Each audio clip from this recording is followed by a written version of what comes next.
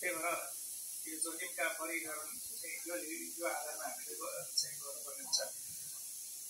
त्यसै गरी अब के कुराले चाहिँ क्लाइन्टहरूमा चाहिँ एएमएलको जोखिम बढेको देखिन्छ त भन्दाखेरि जुन क्लाइन्टहरू चाहिँ अलिकति त्यस्तै चाहिँ काम गरिरहेका छन्, भलनरेबल सेक्टरमा काम गरिरहेका छन्, क्यासिनोहरूमा होस्, त्यसै गरी चाहिँ जुन सेक्टरमा चाहिँ अलिकति कम रेगुलेटेड सेक्टर हुन्छ त्यो सेक्टरमा चाहिँ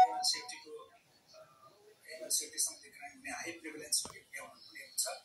र त्यसै गरी उच्च पदस्थ व्यक्तिहरू आबद्ध भए नभएको उच्च पदस्थ व्यक्तिले भन्नुहुन्छ भने यहाँले के भनेको होला भनेर लाग्छ भनेदेखि चाहिँ यसको डेफिनेसन पनि ऐनमा दिएको छ र यो गाविस अध्यक्षदेखि लिएर राष्ट्रपतिसम्म र विभिन्न पार्टीका चाहिँ केन्द्रीय सदस्य छन्, यो सबै कुराहरू चाहिँ पोलिटिकली एक्सपोज पर्सनले पर्ने खालको चाहिँ अवस्था छ। हजुर एक मिनट एउटा सम्पूर्ण सदस्यज्यूहरूलाई नमस्कार। सरहरूको यहाँ धेरैजनाको फुल नेम नराखिकन ट्रेनिङमा बसिराख्नु भएको छ। यसले चाहिँ पछि हामीले एटेन्डेन्स हेरेर सिपी हाल्ने बेला समस्या हुन्छ। त्यस कारणले सबैजनाले आफ्नो नाम र मेम्बरसिप नम्बर राखेर